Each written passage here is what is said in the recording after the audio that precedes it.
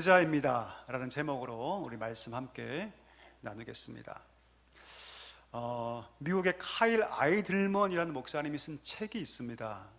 혹시 읽어보신지 모르겠습니다. 팬인가 제자인가, 팬인가 제자인가. 굉장히 도발적인 책 제목이죠. 어떤 내용이냐면 목사인 저자 자신은 제자라고 생각했는데 사실은 자기가 제자가 아니라 그냥 예수님의 단순한 팬이었다는 사실을 깨닫게 됩니다. 그리고 하나님께 회개하죠. 그러면서 제자가 되는 길이 무엇인가, 어떻게 하면 참된 제자로 살 수 있는가에 대한 이야기를 하는 책이 바로 이 팬인가 제자인가라는 책입니다. 우리 한번 생각해 볼까요? 여러분, 팬과 제자는 어떤 차이가 있을까요? 어떤 차이가 있을까요? 여러분, 팬이나 제자나 다 예수님을 따라갑니다. 그렇죠?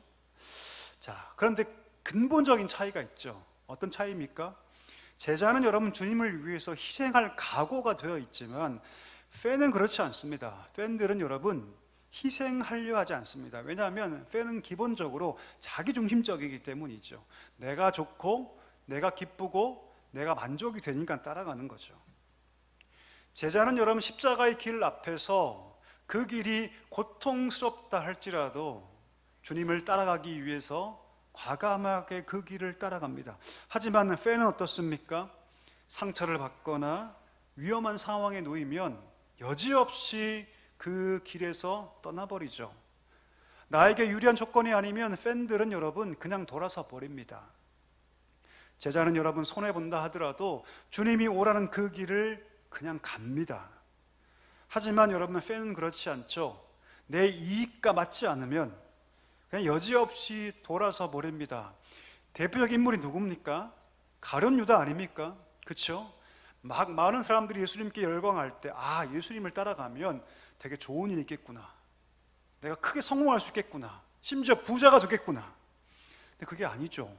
가면 갈수록 3년을 따라다녔는데 가면 갈수록 예수님께서 이상한 말씀을 하시죠. 내가 죽어야 된다, 내가 떠나야 한다, 내가 속았구나 라고 생각할 때 과감하게 은 30에 예수님을 팔아넘기지 않습니까? 팬이 그렇습니다, 여러분. 왜냐하면 팬은 기본적으로 자기중심적이기 때문이죠. 우리 자신에게 한번 질문해 보기를 간절히 원합니다. 여러분은 팬이십니까? 제자이십니까? 이 책의 저자인 여러분, 이 카일 아이들먼 목사님은요, 이 질문이 너무너무 중요하다고 얘기를 합니다. 어쩌면 신앙의 길을 걸어가는 우리에게 가장 중요한 질문일 수 있다. 팬인가 제자인가? 우리 예수님은 우리에게 무엇을 기대할까요? 팬을 기대할까요? 제자를 기대할까요? 당연히 여러분, 우리 예수님은요 팬을 요구하지 않습니다. 팬은 여러분 그냥 떠나가는 자들이에요. 인기가 영원합니까? 그렇지 않죠. 영원하지 않죠. 우리 주님은 우리에게 팬이 되라고 말씀하신 것이 아니라 제자가 되라고 말씀하십니다. 우리 예수님께서 승천하실 때 뭐라 말씀하십니까? 성령이 너희 가운데 임하면 너희가 가서 모든 민족을 뭐로 삼으라? 제자로 삼으라. 팬을 만들어라. 나에게 열광하고 나를만 바라보는 팬 만들어라 말하지 않고 뭐라 말씀하시냐면 너희가 제자를 삼아라. 아버지와 아들과 성령의 이름으로 그들에게 세를 베풀고 그들이 내가 너에게 분부한 모든 것들을 똑같이 배워서 그들이 어디에 있든지 그 말씀을 따라갈 수 있도록 지키는 제자가 되게 하라. 그렇게 말씀하고 있다는 것이죠. 바꿔 얘기하면 여러분, 신자는 뭐가 되어야 한다? 제자가 되어야 한다. 팬이 아니라 제자가 되어야 한다. 자, 그럼 여러분, 팬이 아니라 제자로 산다는 것은 어떤 것일까요? 어떻게 사는 것이 하나님 우리에게 요구하시는 제자다운 삶일까요? 오늘 본문은 바로 그 얘기를 하고 있습니다. 무엇이 제자다운 삶인가? 이 얘기를 오늘 본문이 하고 있습니다. 오늘 본문을 통해서 무엇이 참된 제자의 삶인가를 함께 나누어 보기를 원합니다.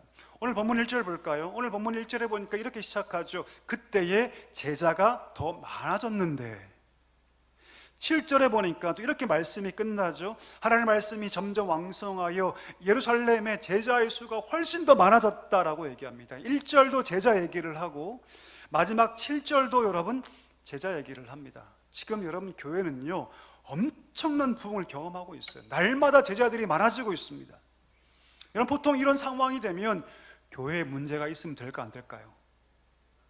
안 돼요. 제가 옛날에 있던 제자교회라는 교회가 있거든요. 목동에 지금도 있습니다.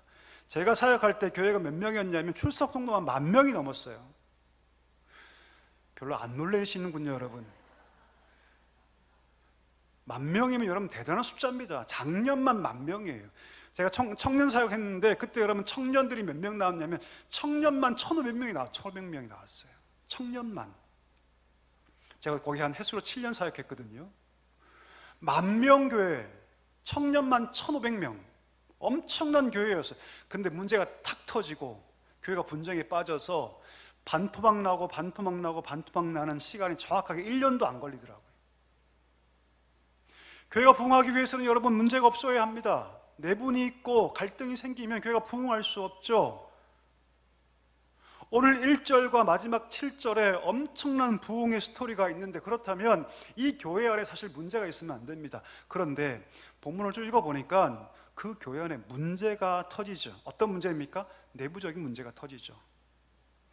여러분 그 당시에 교회 구성원들을 살펴보면 크게 두 가지 부류의 사람으로 구분할 수 있습니다. 첫 번째는 히브리파 유대인.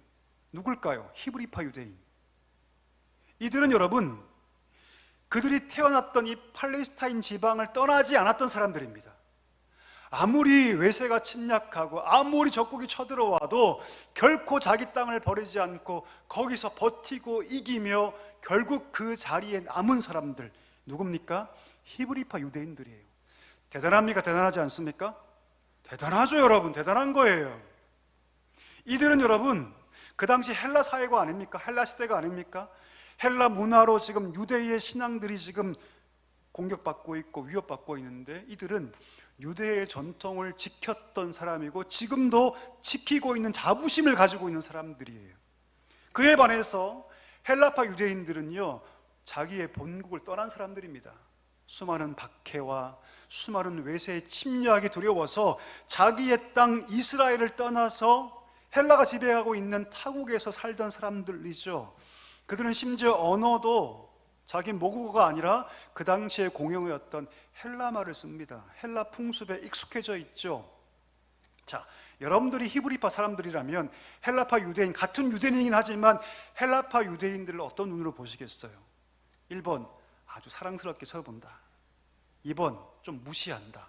1번입니까? 2번입니까? 다 압니다, 제가 여러분. 2번이죠, 당연히. 우리와 우리 부모님과 우리 조상들은 그 수많은 고통 속에 땅을 버리지 않고 이곳을 지켰는데, 너희 헬라파 유대인들은 어렵다고 땅을 버리고 딴 나라에 가서 그렇게 잘 살더니 이제 와서 그런 말 안 나올까요? 어떤 연유에서든지 그들이 돌아오긴 했지만 자신들이 나고 자란 이 땅을 버렸던 자들이 아닙니까? 한편으로는 당연히 히브리파 유대인들에게 멸시를 받을 수밖에 없는 상황인 것이죠. 교회 안에 이런 문제가 그 밑에 깊이 깔려 있는 것입니다. 더군다나 여러분, 이 헬라파 유대인들은요 원래 출생지가 다른 나라예요. 다른 나라. 본국에 출생한 것이 아니라 이미 헬라 문화로 가득한, 헬라어를 쓰고 헬라의 이방 신을 섬기던 그런 문화가 가득한 곳에서 출생하고 성장했던 사람들입니다. 그러니까 문화가 달라요, 여러분. 문화가 완전 다릅니다. 제가 일본 갔더니, 제가 일본 어떤 교회를 방문했는데 거기 청년을 만나서 친해지게 되었습니다. 그래서 식사를 같이 하러 갔는데 초밥을 먹었어요. 너무 맛있는 거예요. 그래서 제가 젓가락을 딱 집어서 맛있는 초밥을 그 일본 청년의 입에 넣어줬습니다. 그러니까 막 되게 싫어하더라고요. 우리나라는 보통 음식을 막 같이 나눠 먹지 않습니까? 입에도 넣어주고 막 그러지 않습니까? 그렇죠? 일본은 그게 신뢰예요. 결례입니다. 내 젓가락으로 아무리 맛있어도 다른 사람 입에 그 음식을 넣어주시면 안 돼요, 절대로. 근데 저는 그걸 몰랐던 거죠. 그 청년이 너무 정말 이뻐 보여서, 자매가 아닙니다, 형제입니다, 여러분. 예. 되게 그걸 싫어하더라고요. 알고 봤더니 그 선교사님이 그러더라고요. 일본에서는 절대로 자기 젓가락으로 누군가에게 입을 넣어주지 않는데요. 문화가 다른 거죠, 여러분. 아예 달라요. 헬라파 유대인들은요, 그 땅에서 난 자들이 아닙니다. 유대의 전통을 잘 모르고요, 헬라란 그 문화 속에서 나고 지금도 그 언어를 쓰는 자들이죠. 당연히 갈등이 있을 수밖에 없습니다. 자, 그런데 이런 상황 가운데 그 불에 기름을 끼얹는 사건이 발생하죠. 오늘 본문에 보니까 헬라파 과부들에게 정당하게 지급돼야 할 구제 물품이 전달이 안 되는 거예요. 매일마다 구제를 하고 있는데 이상하게도 헬라파 과부들이 그 구제에 빠지게 되는 거죠. 갈등이 커질까요? 안 커질까요? 엄청나게 커지죠. 안 그래도 이 사회뿐 아니라 교회 안에 수많은 갈등들이 이미 그 이면에 깔려 있는데, 오늘 본문에 나온 것처럼 그 매일의 구제에서 헬라파 과부들이 빠지고 있는 상황이 발생하게 된 거죠. 단순한 문제가 아닙니다, 여러분. 큰 문제예요. 어쩌면 이것이 그냥 하나의 원망이 아니라 자칫하다가는 교회가 갈라지고, 교회가 히브리파 유대인들의 교회와 헬라파 유대인들의 교회로 분리될 수 있는 상황까지 갈 수 있는 큰 문제입니다. 생각해 볼까요? 헬라파 유대인들은 아메리카 생각했을까요? 우리가 외국에서 힘들게 살다가 고국이 그리워서 여기 왔는데, 사회 분위기는 어쩔 수 없을지 몰라도 아니 교회에서도 이렇게 우리를 차별하나? 라고 생각할 수 있습니다. 사랑을 얘기하고 섬김을 얘기하고 구제를 얘기하는 교회 공동체 안에서 어떻게 우리를 이렇게 차별할 수 있지라고 생각할 수 있습니다. 반대로 히브리파 유대인들 입장에서 보면, 여러분, 이들이 의도적으로 이 헬라파 과부들을 뺐을까요? 그렇지 않습니다. 오늘 본문에 보니까 사람들이 갑자기 많아지기 시작하죠. 갑자기. 더군다나 이 구제를 잘할 수 있는 조직이 지금은 없어요. 몇 명의 사람들로 지금 이 시스템을 돌리고 있으니까 감당할 수 없는 상황이 된 거죠. 몇 명의 사람들로 이 모든 사람을 다 돌볼 수 없는 상황입니다. 그러니까 어쩔 수 없는 상황이 발생하게 된 거죠. 아니 지금 이런 상황 가운데 무슨 불평을 해? 라고 히브리파 유대인들의 입장에서는 여러분 대꾸할 수 있는 상황입니다. 만약 이 히브리파 교인들과 헬라파 교인들이 자기의 감정만을 앞세웠다면 아마 그 교회는 깨졌겠죠. 쪼개졌겠죠. 하지만 오늘 본문에 보니까 이들은 여러분 아주 지혜롭게 이 문제를 잘 해결해 갑니다. 오늘 이 해결하는 모습은 제자가 누구인가, 참 제자가 누구인가를 우리에게 보여주고 있다는 것이죠. 오늘 말씀을 통해서 우리가 제자가 되어야 할 텐데, 그러면 무엇이 진정한 제자인가를 우리가 함께 나눠보기를 간절히 소망합니다. 여러분, 첫 번째 제자가 누구입니까? 한번 따라해 주시겠습니까? 참된 제자는 분명한 우선순위가 있는 자이다. 여러분, 아멘이십니까? 오늘 이 문제가 발생했을 때 사도들은 이런 원칙을 세우죠. 어떤 원칙입니다? 하나님 말씀을 제쳐두고 우리가 구제하는 일에 매달려 있는 것이 마땅하지 않다. 여러분, 물어볼까요? 공동체 안에 문제가 생기면 누가 가장 큰 스트레스를 받을까요? 우리 교회에 문제가 생겼어요. 그럼 누가 가장 큰 스트레스를 받을까요? 누구냐면 여러분 리더입니다. 리더. 저와 같은 목회자들. 직접적인 그 문제의 원인의 제공자가 아니라 할지라도 리더는 여러분 엄청난 압박을 느끼죠. 혹시 문제가 터졌을 때 내가 그 문제 해결에 대한 어떤 압박을 느낀다? 그 사람에게 직분이 없다 할지라도 그런 리더입니다. 그게 리더예요, 여러분. 반대로 직분이 있는데 어떤 문제가 발생했을 때 내가 아무런 책임을 느끼지 못한다? 그건 리더가 아니죠. 그건 리더가 아니죠. 직분이 없어도 교회 문제가 생겼을 때 내가 아파하고 거기에 책임을 느끼고 그 문제를 해결하기 위해서 기도하고 애를 쓴다, 그 사람 리더예요, 여러분. 그 리더의 마음이기 때문이죠. 리더는 여러분 그 문제를 해결하기 위해서 여러분 굉장한 스트레스를 느끼고 압박을 느낍니다. 그리고 결국 그것이 때로는 집착을 불러오기도 하죠. 그 문제에 집착을 불러오기도 합니다. 오늘 사도들은 지금 교회 안에 불거진 그 구제의 문제에 자신들이 집착하게 되면 어떤 결과가 불거질지 다 알고 있었습니다. 말씀이 약화될 것이다. 말씀이 약화될 것이다. 구제가 중요하지 않은 것이 아니지만, 그러나 교회가 말씀이 약해질 때 교회 뿌리가 흔들릴 수 있다. 이것을 너무나 잘 알고 있다는 것이죠. 여러분, 문제 있는 교회들 분명히 있죠. 우리 교회는 문제 있는 교회가 아닌데 어떤 교회는 문제가 있죠. 왜 문제가 생길까요? 왜 항상 그 교회는 잡음이 들릴까요? 가장 큰 이유가 뭔지 아십니까? 강단을 통해서 하나님의 은혜를 받지 못하면 여러분 성도들끼리 싸워요. 이건 정답입니다. 하나님의 말씀을 통해서 은혜 받지 못하면요, 교회가 메마르기 시작하고 그 속에 심각한 갈등이 생긴다는 것을 저는 임상적으로 깨닫습니다. 어떤 교회가 문제가 있으면 보통 그 교회는요, 강단의 말씀이 약해진 경우가 상당수입니다. 거의 99%. 하나님의 말씀을 충만하게 성도들이 먹으면, 깨닫고 그것을 경험하면요, 문제가 생겨도 교회는 그 문제를 잘 봉합합니다. 잘 풀어가요. 그런데 은혜가 없고 하나님의 말씀을 받지 못하면요, 교회는 메마르기 시작하고 갈등하기 시작하고 그 뿌리가 흔들리기 시작한다는 것이죠. 오늘 사도들은 그것을 잘 알고 있습니다. 구제가 중요하지만 우리가 이것에 빠지기 시작하고 집착하기 시작하면 안 된다. 그래서 그들은 여러분 7명의 전담반을 세우죠.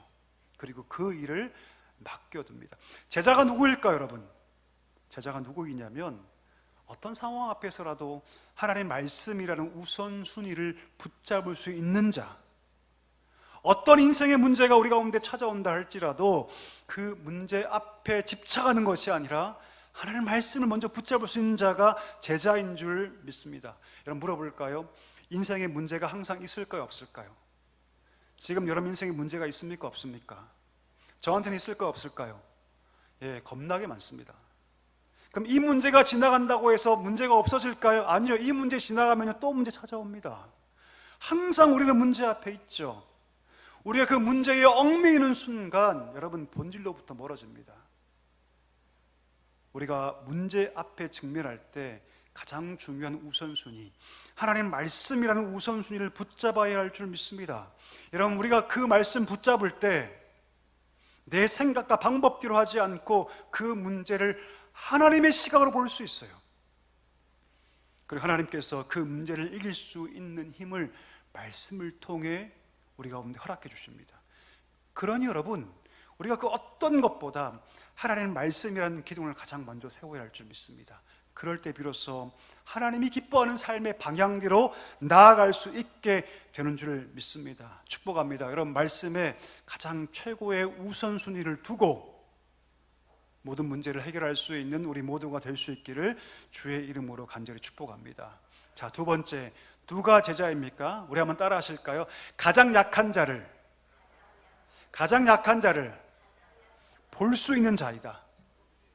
누가 제자입니까? 여러분, 가장 약한 자를 볼 수 있는 사람이에요. 오늘 초대교회를 보십시오. 그들은 공동체 안에 일어난 이 문제를 원망으로 돌리지 않습니다. 과부가 누굽니까, 여러분? 과부는요, 그 당시에 가장 낮은 자들, 아무도 돌보지 않는 자들, 관심조차 두지 않는 자들이 과부였습니다.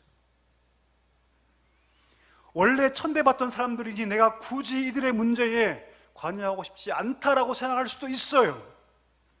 근데 이 교회는 여러분 읽어보니까 온 교회가 이 문제에 함께 뛰어듭니다.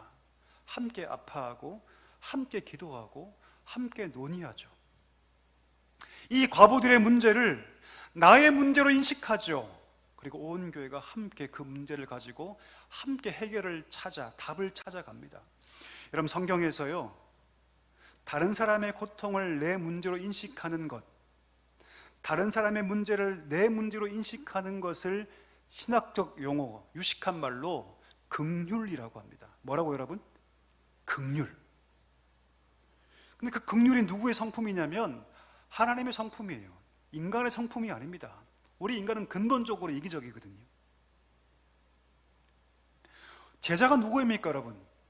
하나님의 긍휼의 마음을 그 마음 가운데 이식받은 사람이죠.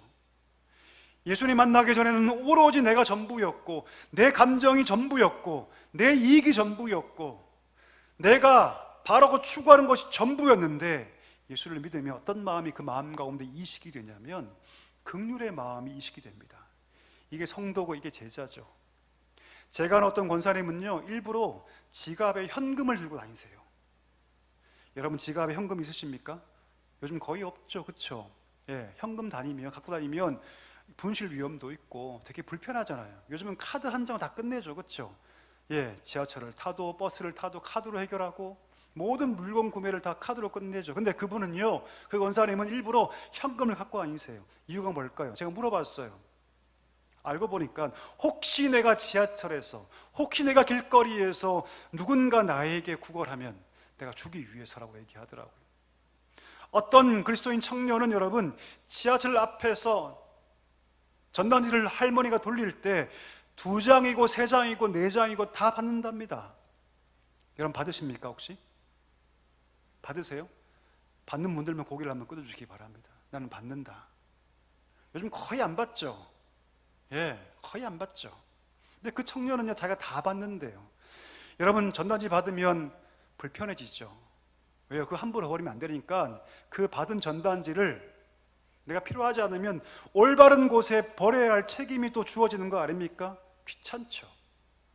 그런데 그 뙤약볕에 최저시급도 안 되는 돈을 벌기 위해서 그 전단지 돌리는 할머님들의 그 어려움을 긍휼의 마음으로 보기 때문에 받는 거죠.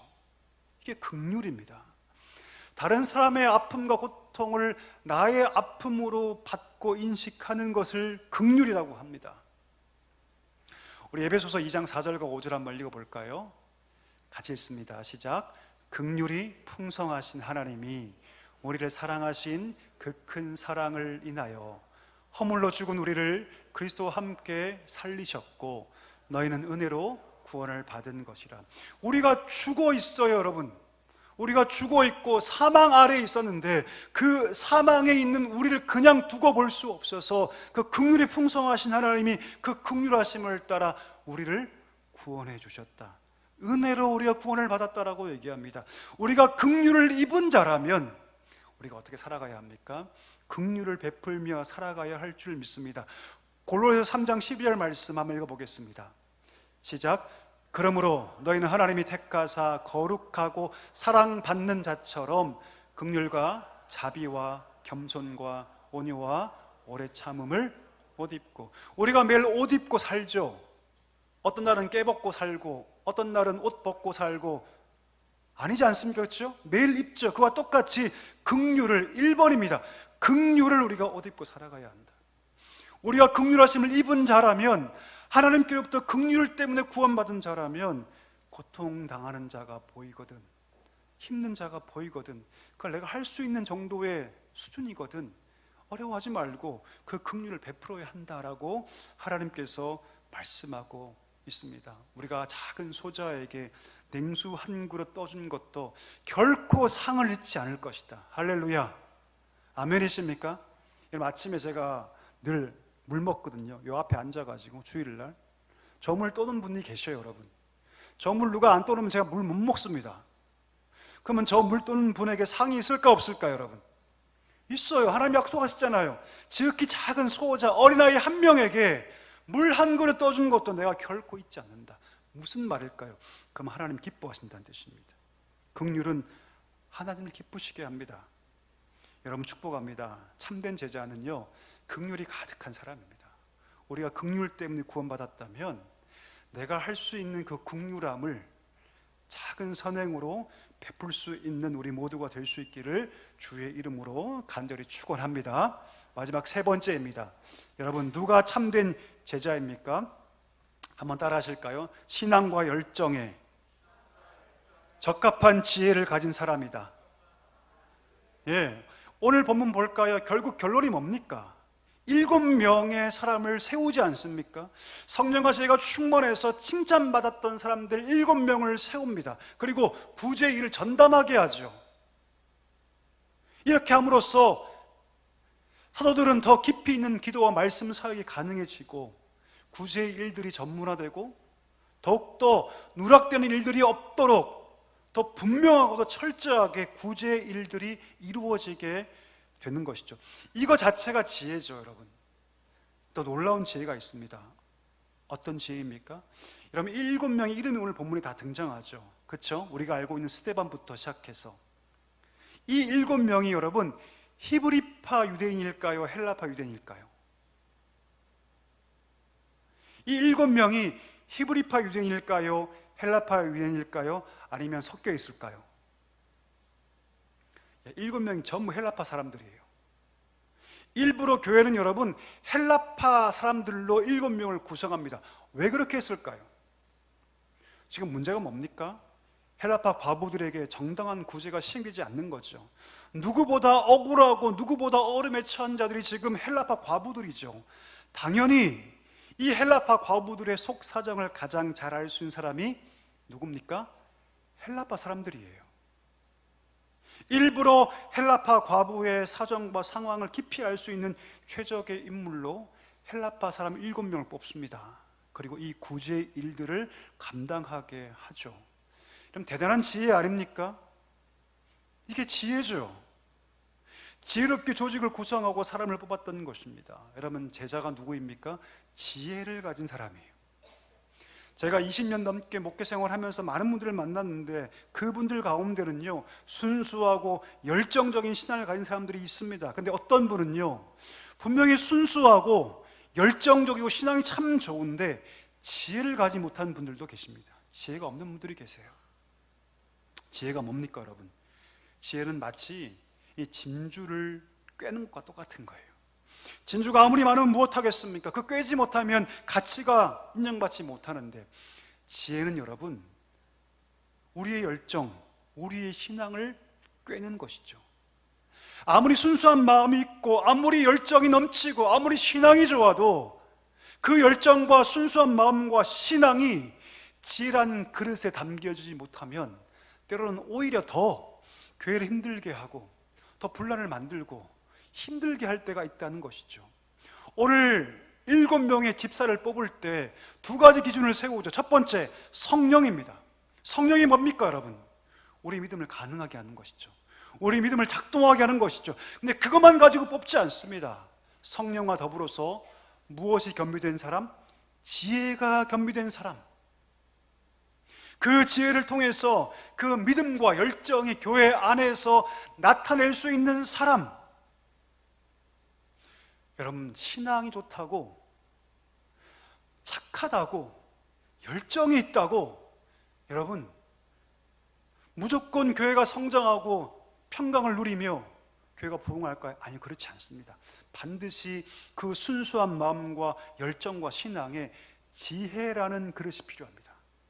지혜란 그릇이 없을 때 되려 교회는 여러분 분란을 경험할 수도 있고요, 오히려 어지러워질 수도 있습니다.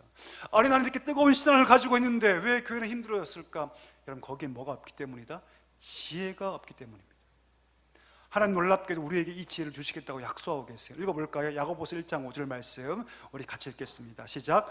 너희 중에 누구든지 지혜가 부족하거든 모든 사람에게 후히 주시고 꾸짖지 아니하신 하나님께 구하라. 그리하면 아멘, 아멘. 우리의 열정과 우리의 헌신과 우리의 신앙이 지혜라는 그릇으로 하나님께 드려지도록, 그렇게 교회 안에 쓰여지도록 내가 지혜를 줄 테니 지혜를 구하라.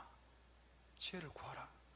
그러면 하나님께서 영광을 받으실 거라고 말씀하고 있습니다. 우리 말씀 정리하기를 원하는데요, 여러분, 우리는 하나님 앞에서 팬이 아니라 제자가 되어야 할 줄 믿습니다.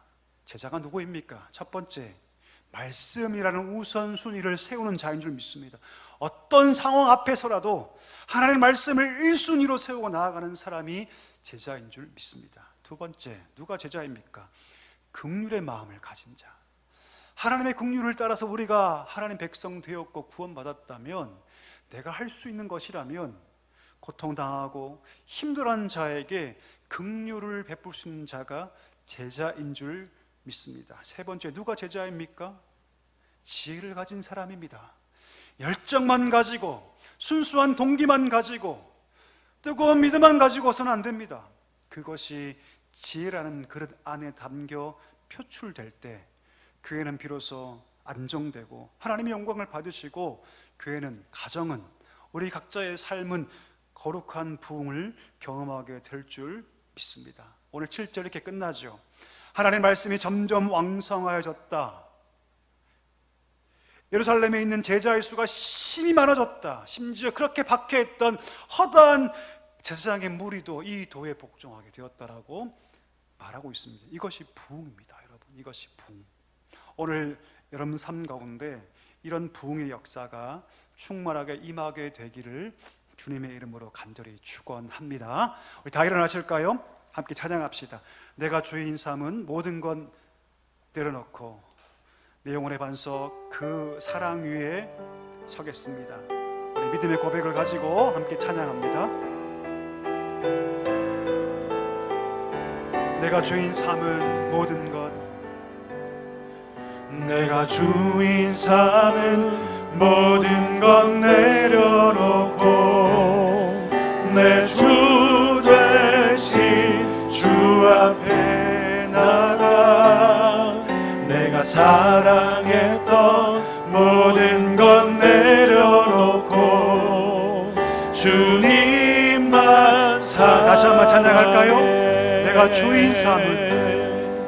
내가 주인 삼은 모든 것 내려놓고 내 주 되신 주 앞에 나가 내가 사랑했던 모든 것 내려놓고 우리가 주님 앞에 주님 참 제자가 되기를 소망합니다. 주 사랑 거친 풍랑에도 주 사랑 거친 풍랑에도 깊은 바다처럼 나를 잠잠케 해. 주 사랑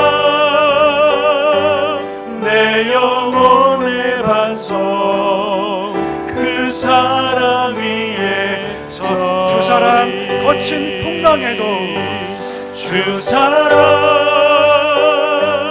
거친 풍랑에도 깊은 바다처럼 나를 잠잠케 해. 주 사랑 내 영혼의 반석 그 사랑 다시 한 번 더 찬양합시다. 주 사랑, 주 사랑, 주 사랑 거친 풍랑에도 깊은 바다처럼 나를 잠잠케 해. 주 사랑 내 영혼의 반석 그 사랑 위에 서리. 여러분, 우리는 주님 앞에 팬입니까? 제자입니까? 우리가 그 놀라운 국률하심을 입었다면 우리는 팬이 아니라 제자로서 우리 삶을 하나님께 드려야 할 줄 믿습니다. 참된 제자가 누구입니까? 어떤 상황, 어떤 문제 앞에 선다 할지라도 말씀을 1순위로 붙잡고 나아가는 자인 줄 믿습니다. 우리가 그 국률함을 입었다면 내 옆에 있는 고통당하는 자의 그 고통을 외면하지 아니하고 우리가 할 수 있는 국률함을 나타낼 수 있는 자가 제자인 줄 믿습니다. 누가 제자입니까? 그냥 열정과 믿음만 가지고 나가는 것이 아니라 그 열정과 순수한 마음과 믿음을 지혜란 글에 담아서 하나님께 올려드리는 자가 참된 제자인 줄 믿습니다. 이 시간에 기도할 때 하나님 진정한 제자가 되게 하여 주옵소서. 나에게 말씀을 주시고 긍휼을 주시고 지혜를 주셔서 참된 제자의 삶을 살아갈 수 있도록 은혜를 달라고 우리 말씀을 기억하며 함께 통성으로 기도합니다. 다 같이 기도하겠습니다. 하나님 아버지 감사합니다. 간절히 기도하며 나아가오니 주님 앞에 참된 제자가 되게 하여 주시옵소서. 팬으로 살지 않게 하여 주옵소서. 하나님 우리가 하나님의 긍휼하심을 입었다면 하나님의 사랑을 우리가 주의 백성이 되었다면 하나님 아버지 진정한 제자의 삶을 살아갈 수 있고 주의 은혜를 주님을 바라보며 살아갈 수 있는 진정한 제자는 십자가를 지고 주님의 뒤를 따라가는 자가 되시옵소서. 어떤 불안이 우리 앞에 있다 할지라도 저를 치우치지 아니하며 믿음의 길을 걸어가는 줄 믿사오니 주님 앞에 참된 제자가 되게 하여 주옵소서. 하나님 어떤 상황 앞에 우리가 제자가 되며 살아갈 수 있도록 하나님 아버지 하나님 말씀이라는 분명한 우리를 인도하여 주시옵소서. 주시옵소서. 담대히 아버지, 걸어가게 우리가 하여 정말로 주옵소서. 부족하지만 하나님의 하나님을 말씀을 아버지 따라 하나님 귀한 우리가 예수들을 주의 바라보고 백성 살아갈 수 되었고 있도록 우리가 참 주님 성도가 인도하여 주시옵소서. 되었다면 하나님 아버지 아버지 우리 하나님 이웃 이시여 가운데 만나는 참된 자들에게 참된 제자가 될 수 하나님의 있도록 공유하심을 늘 나타내는 깨어 자가 되게 하여 기도하며 주시옵소서. 아버지 주님 하나님의 앞에 작은 아버지 신음에 살아갈 우리가 수 있도록 눈물리지 않게 우리들의 삶을 하여 인도하여 주시옵소서. 하나님 주시옵소서. 아버지 그들에게 하나님의 그 우리가 또 공유하심을 살아가면서 나타낼 결단하기를 자가 원합니다. 되게 하여 우리 삶 속에 주시옵소서. 예수 그리스도의 십자가의 보혈이 내 안에 가득할 수 단지 있도록 열정과 주여 아버지 믿음과 인도하여 원심만을 주시옵소서. 가지고 나가지 아버지 않게 참된 하여 제자로 주옵시고 하나님 아버지 나아갈 수 지혜를 있도록 따라서 굳건한 지혜의 믿음을 그릇에 우리에게 우리 허락하여 열정이 담기고 주시옵소서. 지혜의 주님이 함께 그릇에 하시는 우리 것을 헌신이 담기고 아버지 하나님 하나님 그 지혜의 주여, 그릇에 주여, 우리 주여, 믿음에 주옵소서. 담겨서 아버지 하나님께 올려드릴 수 부르시고 있도록 은혜를 우리와 넣어여 함께 해 주옵소서. 주시옵소서. 그리하여 우리 주님이 가정과 아버지 우리 교회 언제나 안에 거룩한 부흥의 역사가 충만하게 충만하게 나타날 수 있도록 하나님 아버지 함께하여 주시옵소서. 우리 한 번 더 기도할 때 우리 다음 주에 우리 중고등부가 우리 수련회를 떠납니다. 하나님 아버지 모든 과정마다 함께 하시고 모든 순서 하나하나가 하나님의 은혜와 능력 가운데 이루어지게 하여 주옵소서. 우리 청소년들 믿음의 반석에 세워지게 하여 주옵시고 오늘 찬양처럼 하나님이 여기 계시오니 비록 그것이 바다처럼 보이고 그것이 물처럼 보이지만 그것을 내디딜 때 반석이 될 줄 믿습니다. 저들이 세상을 살 때 그 믿음으로 살게 하시고 하나님 1박 2일 짧은 시간이지만 하나님 역사하셔서 그 반석을 걸어갈 수 있는 믿음을 달라고 우리 함께 기도하기를 원합니다. 이래 수고하시는 우리 모든 교육자들과 우리 모든 교사들에게 성령의 능력을 달라고 기도하기를 원합니다. 또한 기도할 때 우리 가정을 위해 기도합시다. 가정이 어떤 문제 앞에 있습니까? 하나님 우리 가정의 문제 하나님께 올려드리오니 주여 해결하여 주옵시고 우리 가정 가운데 하나님 허락하시는 하나님의 샬롬 평화가 우리 가정 가운데 넘치게 달라고 우리 마지막으로 이 제목 가지고 통성으로 기도하며 나아갑니다. 다 같이 기도하겠습니다. 하나님 아버지 감사합니다. 간절히 기도하며 나아가오니 주여 은혜를 허락하여 주시옵소서. 우리 중고등부 수련회를 주여 기억하여 아버지 그들이 뜨겁게 찬양하고 아버지 서로를 위해 뜨겁게 축복하며 아버지 또 예수님을 만나고 하나님을 만나고 체험하며 아버지 하나님의 그들의 하나님이 거기 믿음이 계시오니 성장할 수 있도록 반석 위를 주여 아버지 걸어갈 의 수 인도하여 있습니다. 이 믿음을 우리 아버지 모든 뜨겁게 눈물을 흘려 청소년들에게 기도하며 하나님 아버지 하나님을 허락하여 만나고 주시옵소서. 그들의 신부도 세상은 장사에 잊을 수 없는 바다 아버지 하나님 같지만 만나는 그러나 시간을 하나님 수 거기 있도록 계시오니 들어 우리 주시옵소서. 귀한 아버지 청소년들 하나님 그 이시여 반석 위를 그들을 걸어갈 수 위한 있는 자가 될 수 있도록 아버지 주의 은혜를 그 놓아여 선생님 주시옵소서. 기억하소서. 하나님의 수고한 모두가 모든 분들에게 성령의 능력과 은혜를 충만하게 아버지 부어 주시옵소서. 가정을 위해 기도하며 정말 나아갑니다. 눈물로 어떤 매달으며 문제가 죄를 있습니까? 고백하고 건강의 회개하고 문제입니까? 하나님의 물질의 무한 문제입니까? 사업의 귀한 수련회가 문제입니까? 될 수 있도록 자녀의 인도하여 문제입니까? 주시옵소서. 하나님 간절히 아버지, 기도하오니 하나님께서 우리 가정의 모든 가정 문제에 기억하소서. 하나님 응답하여 가정, 가정마다 하나님의 하나님의 놀라운 사랑이 응답으로 아버지 놀랍게 우리 가정을 많은 귀한 깨끗하게 가정 치유하여 되시게 주옵소서. 도와주옵소서. 여호와의 신을 보니 우리 가정 아버지, 가운데 예수님의 영치기를 사랑이 가득한 가정이 소망하오니 될 수 주여 있도록 은혜를 아버지, 넣어여 아버지, 주옵소서. 아버지, 주여 아버지, 은혜를 넣어여 아버지 주옵소서. 붙들며 우리 가정에 하나님의 귀한 가정 될 수 있도록 복으로 인도하여 충만하게 주시옵소서. 주시옵소서. 주여 은혜를 더하여 주시고 역사하여 주시옵소서. 주옵소서. 살아계신 하나님 아버지, 주님 앞에서 팬이 아니라 하나님 앞에 진정한 제자의 삶을 살게 하여 주시옵소서. 하나님 어떤 상황 앞에 거한다 할지라도 말씀이 우리 삶의 1순위가 되게 하여 주옵시고 말씀을 따라 살아가는 복된 주님의 백성 되게 하여 주시옵소서. 우리가 하나님의 긍휼하심을 따라 주의 백성 되었사오니 주여 우리가 만나는 고통당하는 자들에게 하나님의 긍휼을 나타낼 수 있는 주님의 사랑을 나타낼 수 있는 자가 되게 하여 주시옵소서. 우리에게 지혜 주셔서 우리의 헌신과 열정과 믿음이 지혜의 그릇에 담겨 하나님께 올려지며 교회 앞에 쓰임받는 우리 모두가 되게 하여 주시옵소서. 감사하오며 예수님의 이름으로 기도하옵나이다. 아멘. 지금은 우리 구주 예수 그리스도의 은혜와 하나님 아버지의 다음 없는 사랑과 성령의 위로 충만 교통하심이 참된 제자가 되어 말씀과 긍휼과 지혜를 따라 참된 제자의 삶을 살기를 소망하시는 사랑하는 모든 성도들과 그 가정과 다음 세대 위에 이제와 영원까지 함께 하시기를 간절히 축원하옵나이다. 아멘.